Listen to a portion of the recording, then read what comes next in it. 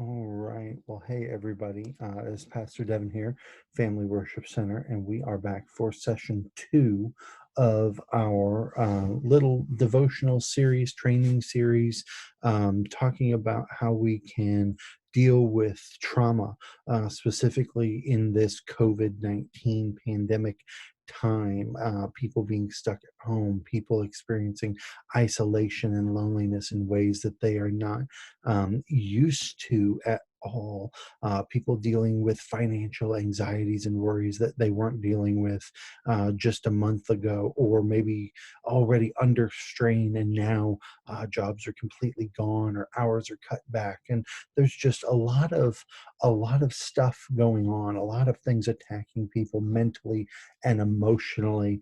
And what we're endeavoring to do, what I want to endeavor to do, is just one, be an encouragement and remind you that there are resources out there to help you, and that this too shall pass. I know some people might say, well, that sounds very cliche, and maybe it is, but the truth of the matter is that even the worst things have ends to them.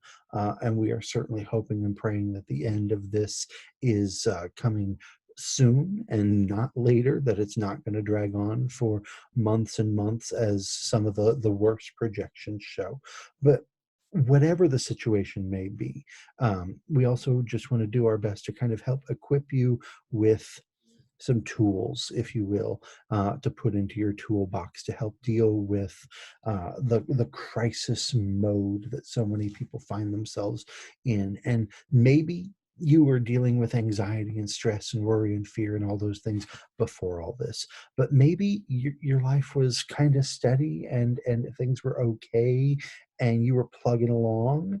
And now this has thrown you into a tailspin emotionally, and whether it's anxious about money, anxious about food, anxious about having your kids home, anxious about your marriage because you're not used to this much together time, whatever it might be, uh, realize that the anxiety is not a bad thing in and of itself. It's a natural response to what's going on, to not knowing what's going to happen, how things are going to turn out, when exactly situations might change.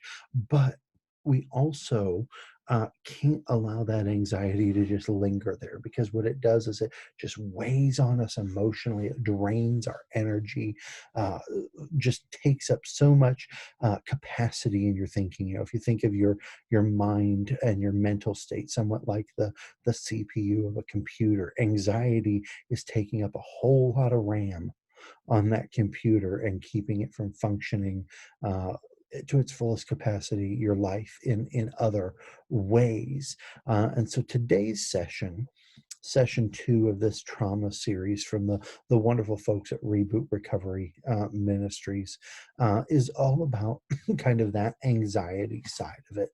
And so what we're going to do, again, we're going to watch the video together, and then I'm going to come back just with some final thoughts at the end. If you have specific questions, if you need to talk to somebody, if you need prayer, you can reach out to me directly on Facebook here through the YouTube link, or you can email me at fwcwilder@gmail.com. FWC for Family Worship Center, Wilder, WILDER, @gmail.com. And I would be more than happy to talk with you, to pray for you, to pray with you, and just again offer you some simple words of encouragement. Maybe there's something we can do naturally and physically for you through our food pantry, or our Rocks partnership and finding resources for it. Maybe there's not. But again, sometimes, especially when we're in crisis mode, sometimes we don't need a problem solved as much as we just need to be heard. We need to express it. We need to get it out there so that it's not eating away at us. And worry and anxiety and fear will try and trick you into thinking that nobody cares, nobody wants to listen, nobody has time for your drama or your problems or whatever it is. And that's just simply not true. You are cared for. and you are loved.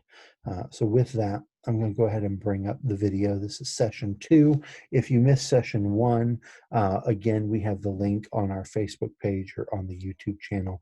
At the end of this video, you have an opportunity to subscribe to that. You can go back and watch that, and I highly encourage you to do that. But with that, let's go ahead and get into session 2 of this Dealing with Trauma series from Reboot. And the teacher in this session, again, is Evan Owens. He's one of the founders of Reboot Recovery Ministries, which is geared towards helping those in the military and their families dealing with combat trauma, post-traumatic stress, things like that. But they have tailored this specifically for folks during this season of pandemic in our nation and our world. So let's listen. If you want to take notes, I highly encourage you to do that.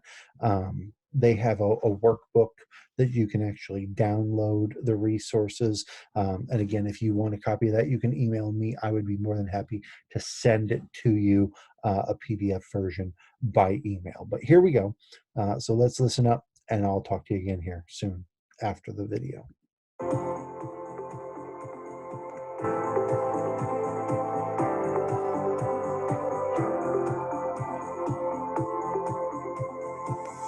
Hey, thanks for coming back for session 2 of Reboot Recovery Crisis Edition. Again, all 5 parts of this series are available right now, along with the workbook, for free at rebootrecovery.com. You can use them in your small group or by yourself or wherever. But I'm really grateful to you for joining me again. Thank you for being here. Just this morning, I received a call from someone who was overcome by fear and panic and anxiety.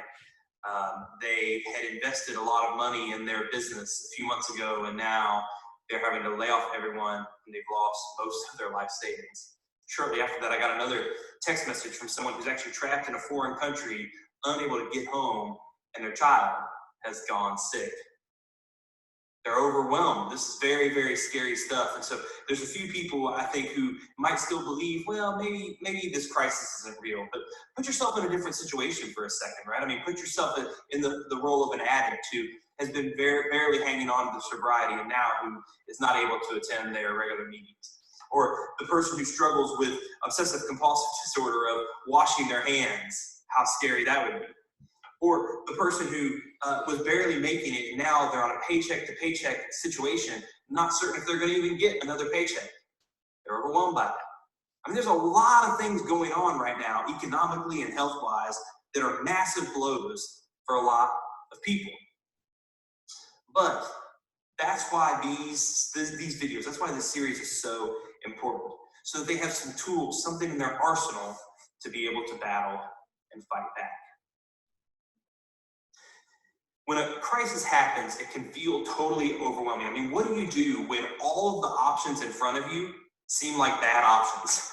What do you do when that's the case? I mean, one of the leading causes of anxiety in the people that I talk to is when we're trying to figure out how to respond to something that hasn't happened yet, right? We're trying to predict what may happen and plot a response, because when a crisis is going on, the truth is nobody really knows what's going to happen.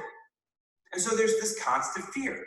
But think about it like this. Let's take it out of this context, put it a different way. Let's say there's an earthquake. Let's say we're all in a room together. There's a massive earthquake. What are you going to do? You're going to run for safety. You're going to look for safety, right? Because that's the natural thing. You'll probably leave me behind in the process because you're going to get to safety. Now, suppose that I was in this situation and I was to start yelling for somebody to bring me some spackle and a brush because I wanted to fill some cracks in the drywall and paint them to make them look nice because they were driving me crazy during this earthquake. You would think that I had lost my mind. Because you'd say, Evan, surely you're not worried about some little cracks. Right now is the time to find safety, right? I mean, you couldn't even possibly try to go and start making repairs while everything is still shaking. But see, some of us, that's exactly what we're trying to do. While the crisis is just unfolding, the crisis is just happening, we're trying to make all these plans, all these adjustments. We're trying to make repairs in real time while the crisis is still happening. And that usually isn't productive. Now, I will pause here for a second. If you're part of the medical community or the first responder community or some other group of people that is on call right now to respond to the rest of us, I want you to know that I understand that you don't have a choice. You have to be right now operating through crisis mode, but also you also receive some specialized training to be able to help you do that. And so we're so grateful for you. We're just thankful that you're out there on behalf of the rest of us. And we hope that you're even finding some encouragement and help through these videos. But for the rest of us, and maybe even you, there's sort of a natural response that we're gonna find ourselves in. When a crisis first happens, some of you guys may have heard this term before. It's called fight, flight, freeze response. Have any of you ever heard that term? The fight, flight, freeze response? And this is really something that happens. It's a God-given response designed to help keep us alive during a dangerous situation. And what actually starts to happen is your brain actually is going to go do two things at the same time. It's kind of amazing. It's going to do two things. First, it's going to suppress the person's, our normal emotional and analytical response in an effort to be able to help us focus on a singular thing at hand. But secondly, what it's going to do is going to actually help us coordinate my abilities, my body's ability to either fight the attacker or run like a gazelle and get out of there. That's the fight or the flight. Makes sense? That's the two things that are going to maybe happen in this. Here at REBOOT, we've got a lot of military and first responders on our team, actually. And so they are trained, special trained, to remain calm during times of crisis. And so our team's natural response when all this news started breaking was to put together a specialized force, because obviously I can't arrest this problem. We can't overtake it through brute force, but we can fight back a different way. And so our natural response was fight. That was our natural response. But others have sort of ran off into their homes and hid and, quarantined and just sort of held on. That's okay too. That's okay too. But there's also a very third common response that doesn't get near the same publicity. It doesn't, people maybe don't talk about it as much, which is this freeze response. And this is actually an evolutionary, involuntary, God-given response. It's sort of the equivalent of an animal playing dead. Right? And this is something that is a third option to help keep us alive in this situation. It's something that happens outside of our control. And it doesn't matter if we've been trained in self-defense, if we're bigger or stronger than the attacker. It doesn't really matter. Anyone can freeze. Any one of us can freeze. And even though freezing is a common reaction to trauma, unfortunately, it doesn't get the reputation, or it's seen as somehow less worthy than the first two. And so sometimes this sets people up to actually feel a sense of guilt or shame afterwards, where they ask questions like, well, why didn't I do more? Or why did I just stand there? Or why didn't I react sooner? Right? And it could be because you're experiencing freeze. All three of them, in most situations, are completely normal and are totally okay. But the question for you is, which one do you think maybe you've been in? Have you noticed a boost of adrenaline where you're just wanting to fight back and do more than ever? Have you noticed some freeze and you've been sort of stuck and not sure what to do? Maybe you've been in flight. Maybe you've just been hunkering down waiting for it to pass. But all of us respond differently to stress and to trauma and to crisis, and that's okay, because all of us are wired differently. But understanding what's going on in our body can help us cope better. So let's go back to this earthquake analogy that we were talking about just a moment ago. The first thing that we're going to do is run to get safety. That's the first thing that we're going to do. And if you remember back in the first session, we actually talked about the three phases of healing: safety, stability, and support. That's right. Safety, stability, and support.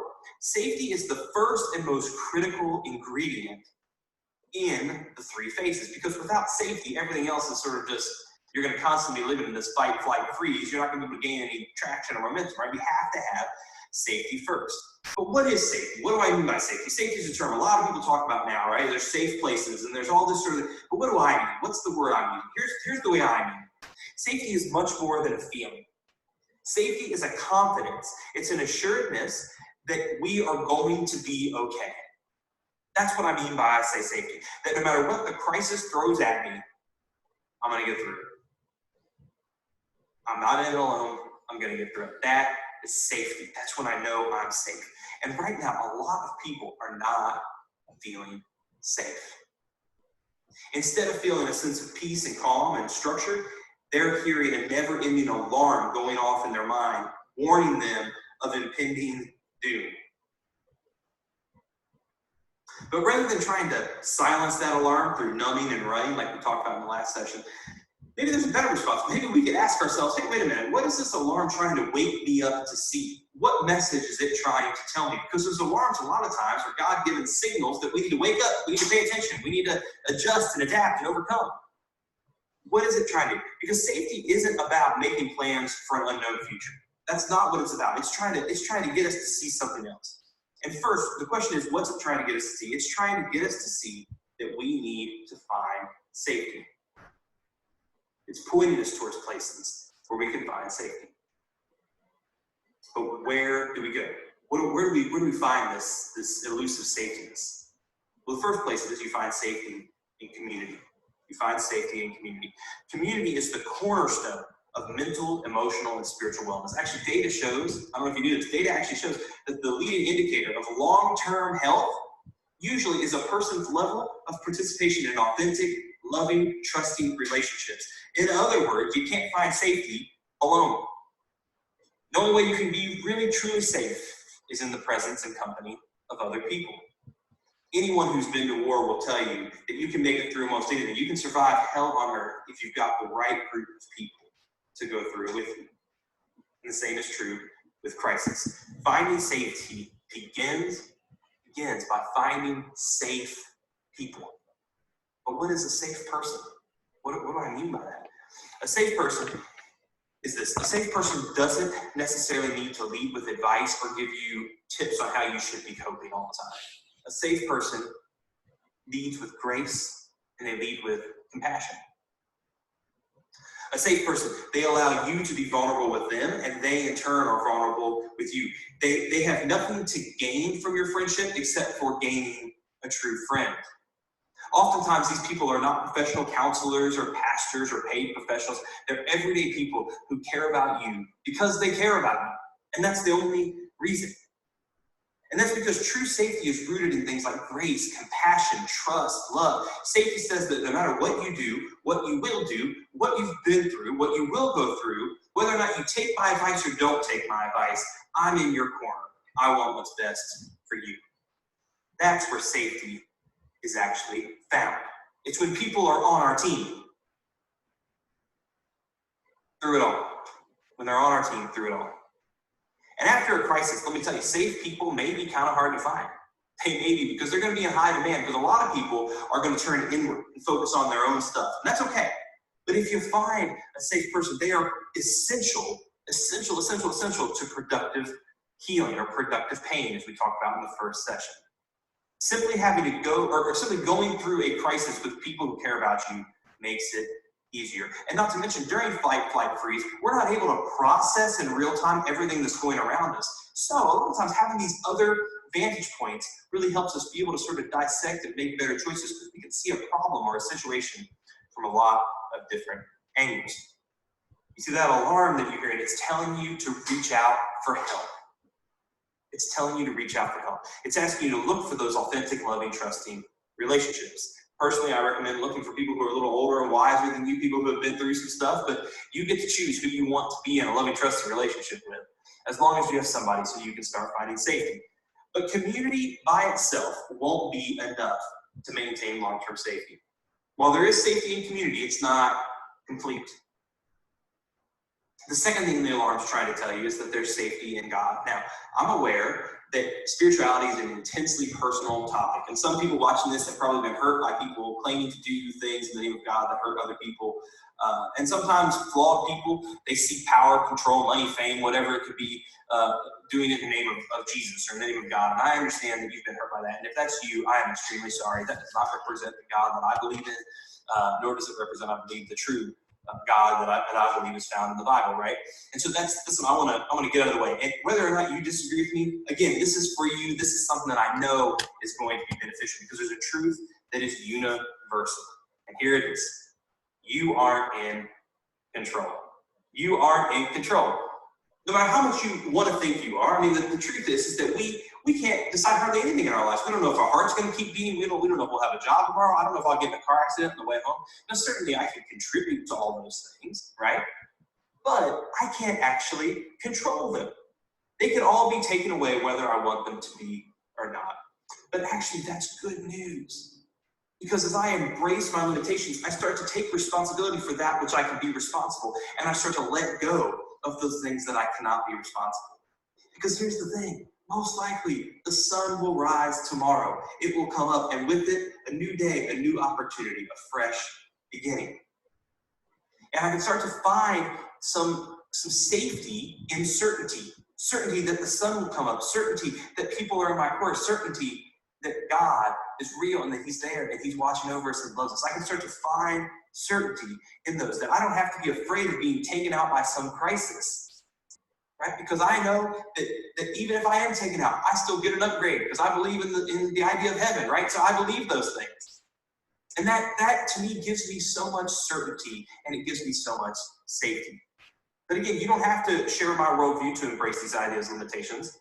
It's an idea that we can take responsibility for that which we can control, but we can let go of the things that we really can't, which are most things. All I can control usually is my own actions. And the last place you can look for safety is here. You can actually look to your own past. I know some of you have survived incredible things that on paper, some of you shouldn't even be here today. You've overcome very challenging relationships, tragic losses, severe abuse, near-death experiences, all sorts of traumatic things. You shouldn't be here on paper, but you are. And we should take comfort and strength and encouragement from that, knowing that we made it through once before, and we're going to make it through a second time, a third time, and a fourth time. We're going to do it again. There should be comfort for that. That should breed confidence in your life. And again, the important part about this first stage of safety is it's okay to draw in a little bit. It's okay to pause for a second, to not worry about making a lot of new plans to figure out how you're going to adjust. The first step is to really pause for a minute, to be safe, to find safety. Until you find safety, all of your other plans are going to be frantic, short-sighted, and usually ineffective. And so when you see people in a state of panic, you can say, whoa, pause for a minute. How are you feeling?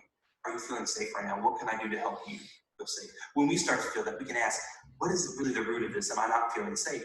And the answer probably is yes. I'm not feeling secure. I need to go back and find those things. Well, that's it for this second session of Reboot Recovery Crisis Edition. And if you're not feeling safe right now, I encourage you to start reaching out to somebody as soon as this is over. Again, you can go download all 5 episodes of this series on our website, rebootrecovery.com. We've also created a workbook for use by small groups. It's totally free right now. Go get that. And until the next session, I hope that God bless you, and more importantly, I hope that you'll keep moving forward as we've overcome trauma together. Thanks so much.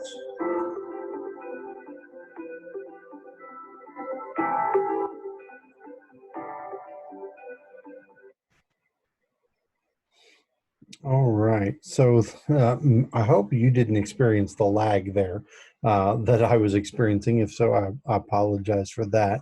But a couple of just great things. Again, the importance of safety in times of crisis, and where do we go to find that safety? And he gave us 3 things, and I'm going to go through them backwards here.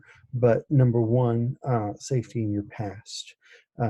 You've survived 100% of your bad days to this point, and I know that some of us haven't really had that rough of a life. Our bad days are we didn't get the promotion, or we didn't get the raise, or we lost out on our contract on the house. But some of us have. Some of us have had.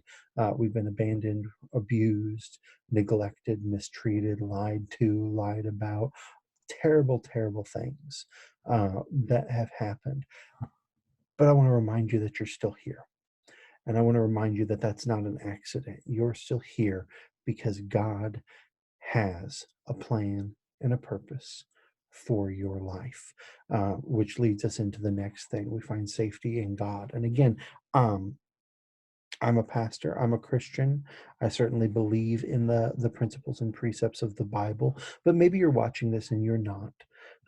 Maybe you believe in a different God even. And while I certainly would want to challenge you to know the love and the peace that comes from my God, that's not the point of this particular session.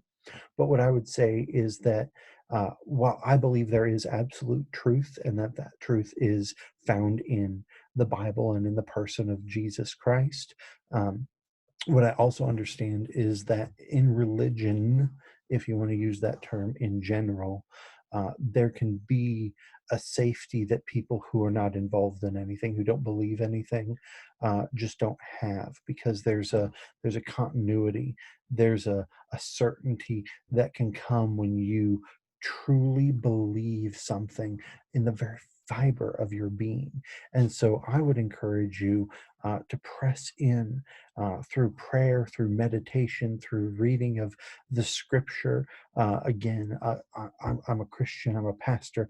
I believe that deeply within me that, if you are struggling, there is safety to be found in relying on God and impressing into God and in knowing what his promise is, what he said about you, what he said about your future, what he said about the future, and that nothing takes him by surprise.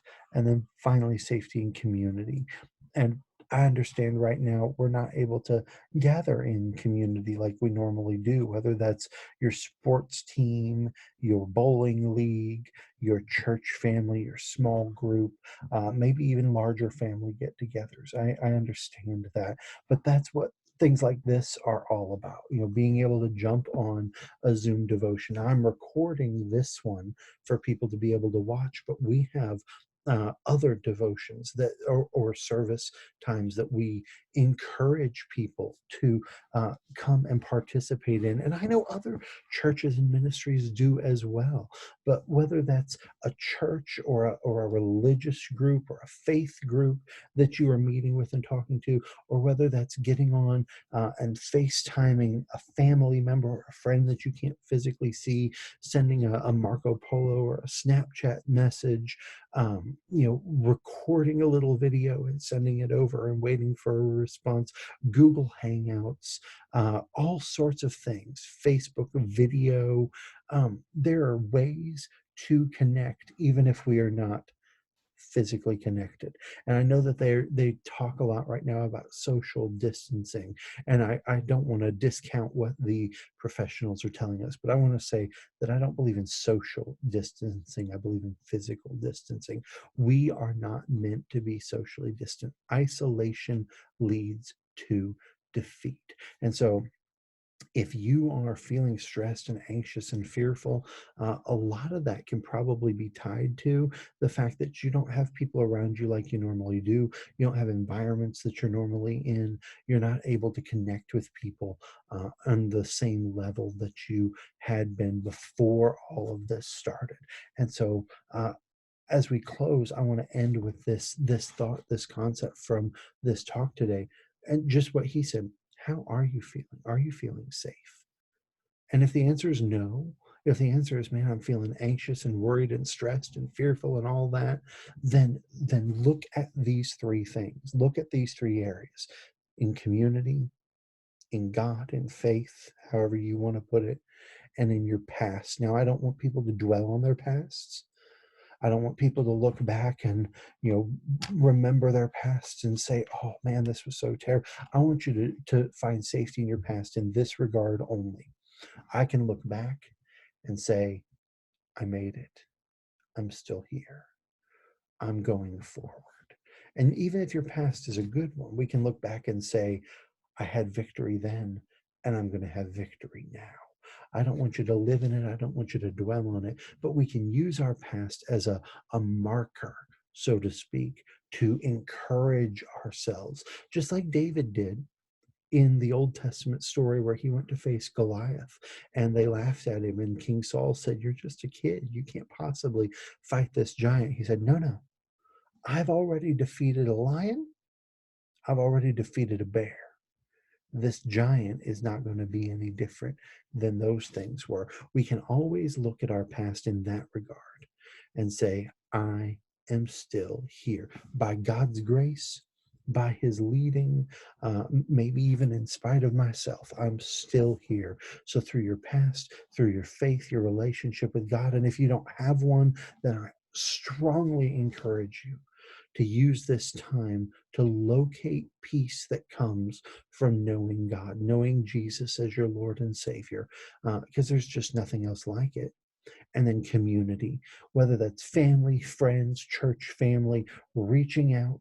If nobody's reaching out to you, then don't just think that it's because nobody cares. Maybe they're just busy. Maybe they're dealing with this themselves. Reach out and say, hey, let's talk. Let's get together and look at each other's eyes through video. Let's talk on the phone, whatever it might be, and find your place of safety. Because it's not going to alleviate all the anxious thoughts and feelings, but it'll help you deal with the anxious thoughts and feelings and put them in the right context and the right perspective so that you're not overwhelmed, so that you're not overcome, so that you're not crushed, so that you can look at what's going on in this moment and say, yeah, this is hard, this is difficult, I don't like it, I'm waiting for it to end, but it's going to be all right. I'm going to make it through. I've got people in my corner. I've got God on my side, and I've got a track record of coming through other situations as well. That gives me a lot of peace, a lot of comfort, and I hope it does for you as well. All right, my friends, I love you and I appreciate you, and I hope you'll join us very soon for session 3 of this little study as we just continue to deal with trauma that is being caused by this pandemic and just put tools in our lives, in our emotional toolboxes that can help us and hopefully help others. Reach out if you need me. I'm here for you. I'll talk to you soon.